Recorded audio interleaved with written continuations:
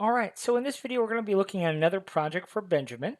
Now, this is a pretty straightforward project, but we just have to tackle things a little bit differently. And this is why I really encourage you when you're first starting out in your 3D printing journey is know your slicer. I think seriously, like I'm going to create a test of things that you need to know how to do. And then if you pass my test, then you'll get a certificate of Bambu Studio graduation, because it's really so important that we know how to use Bambu Studio inside out and backwards. Because if we do know our slicer, it doesn't matter if you're using Orca, Bambu, Prusa, Creality Print. If you know your slicer, these programs are designed to do some incredible things, incredibly easy, if we just know how to use the tools that already exist here. So let's take a look at what we're got to do here. We're going to replicate this sign, but on this sign blank. All right, that's what we got to do here. And this one, it's got some issues. So you couldn't just see that ugliness there. So he couldn't just scale this up. All right, he had quite a few issues. So we're going to fix them up. So we take the white, we right click and make sure it's centered to the build plate, which it is. We'll move our blue and right click and center that to the build plate, which now it is. Excellent. Now what we want to do is come over here and take both of those parts, control click, right click and merge. And now those have been merged into an assembly. So now we can take the blue and we can move it. We can move it in the Z, whatever we want. Boop, just like so. Okay, so you see, now we have this elevated blue, but we've got this white, this big chunk of white. So we're going to borrow a piece of our blue. So select your assembly, go to your cut plane tool, borrow a piece of our blue. So we're just going to come up here, right there. Choose cut to parts, and go ahead and perform the cut. Okay, now we don't really see a whole lot happen here, but if we alt-click the blue, go back to our move tool and move that up, now you can kind of see we've got something working here. So this piece here, let's go ahead and give it a defined size of 8. When you're working in 3D models, it's best to work in even numbers because it makes the math so much easier. This piece here, we're going to make 18. Now, Benjamin can always change this, but I think what he was saying requires this to be 18. All right, so, but for now, we're just giving you more of a concept than anything. So this is the finished, this blue plate is going to eventually be 10 millimeters thick. Okay, this piece is 18 millimeters thick, and we need a 2 millimeter reveal. All right, so what does that mean? So this is 10, this is 18, that's 8, so we need 6. Okay, so then this, yeah, we got to do some math here. All right, so what we're going to do here is copy this plate, copy and paste, and now we have a copy of this. So now if we come up here and move this down, now you can see we've got that. All right, so now for the math. So we need to cut a chunk of this white out, but how much do we want to cut out of this? So we have this assembly eventually will be 10 mil. This is 18 mil. So that is a difference of, 18 mil. That's a difference of 8. But we want a 2 millimeter reveal. And so that's 6. So this right here needs to be 6. Okay, so if I go ahead and come in here and let's make this I don't know, let's make it like 14. I'm just making a random number, 14. Okay, so now what I want to do is I want to marry this bottom edge of the blue to the top edge of my white. So we'll select everything and we'll use the assembly tool. So there's my white, there's my blue, and I need that to be 0. I need those two to be touching. So in order to push this into the white as much as I need, this would be 8. I believe this would be 8. So let's go ahead and select that and look at the move tool, and whatever it is, which is 25 in the Z, we need to subtract 8. Okay, so that would be 25 minus 5 would be 20, and then we take 3 off of that, would be 17. Is that right? So there we go. So now that is embedded 6 mil, but no, we need to embed that 12 mil. We do need to embed that 12 mil. So we need to, what do we need to do? We took off, so that was at 25. So we need to take off 12 now. So we need, so that'd be 15, 13. I hope this is right, which I think it is. All right, so now we've got that. All right, so now if we all click on this piece, let's just give it a name. We'll just call it cutter. That's what I usually do. It makes the next step easier. Give it a name. Give it a real name. Now we'll go to the Mesh Boolean tool, and there's our cutter, right? So these two parts we do not need. See that? The green is going to cut the blue and execute. And there we go. There's our blue.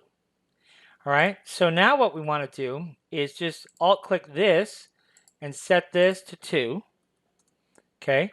And then remember, this one we previously set to 8. Okay. So now I need the bottom of this blue plate to be at the top of the white. Okay. So how do we do it? Our assembly tool. There's our white. There's our blue. 0. Okay. Now those are put right where they need to be. Then we go back to our assembly tool. We'll take the top of our blue and the bottom of our blue. 0.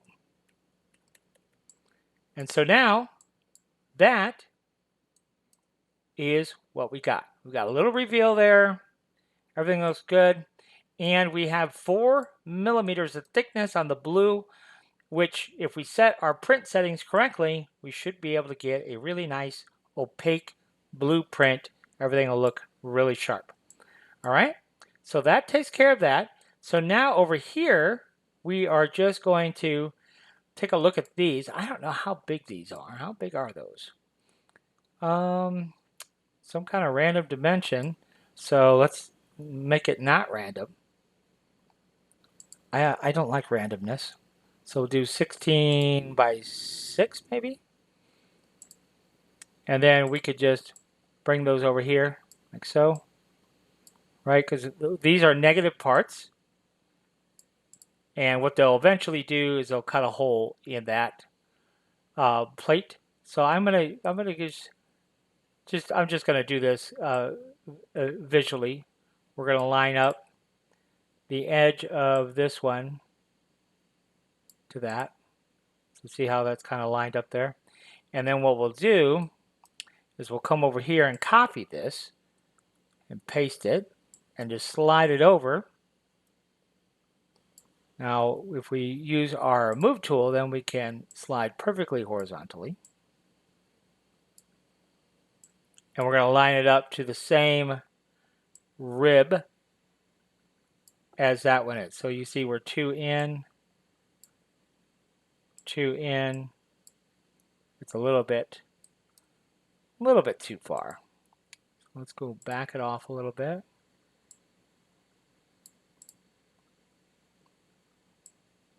Better. Let's go look at it. Control 1 down, straight down. Because then we can probably see it a little bit better right there. Just want to line it up, use that.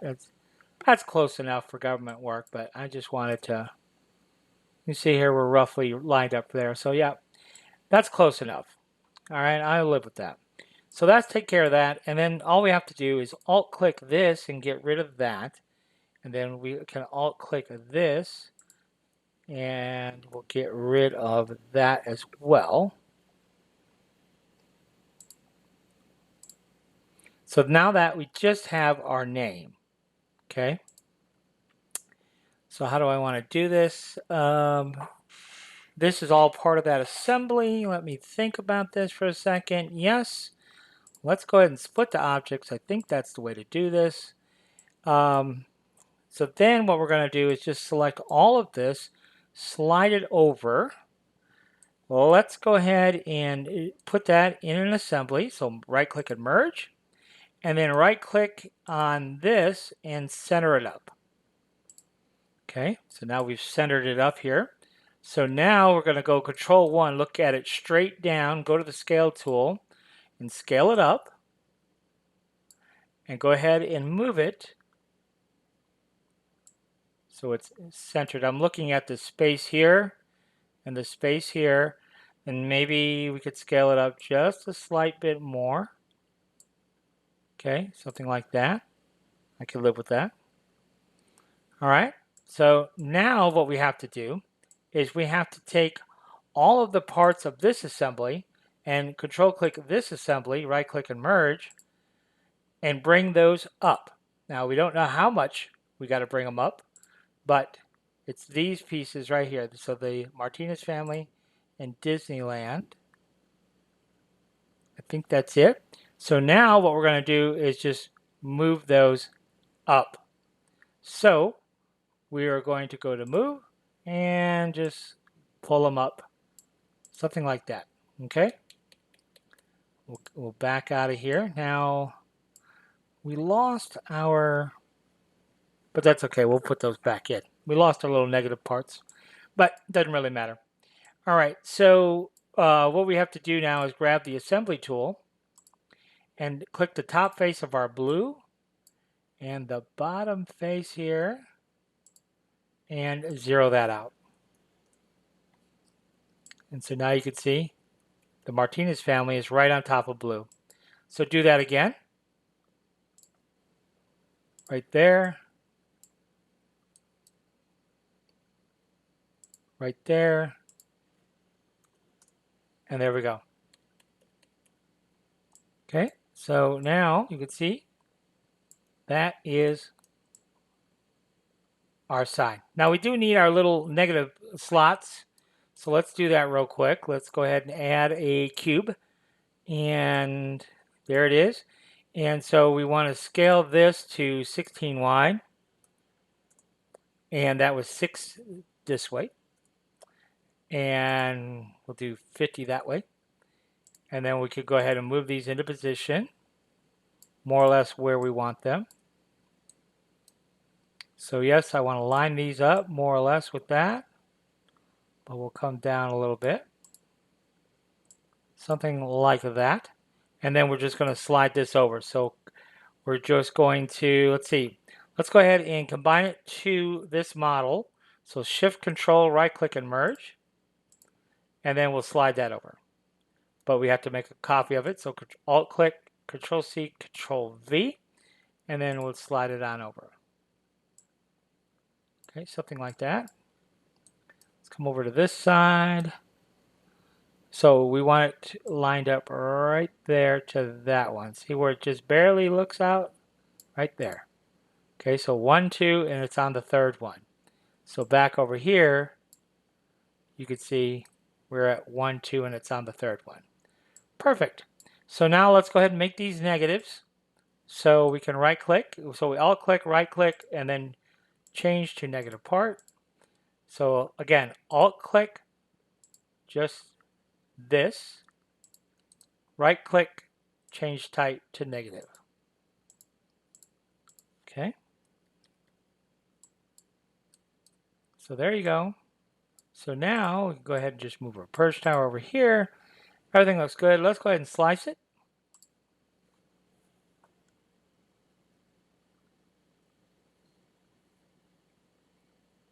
It's stating that we have some floating regions, and we do.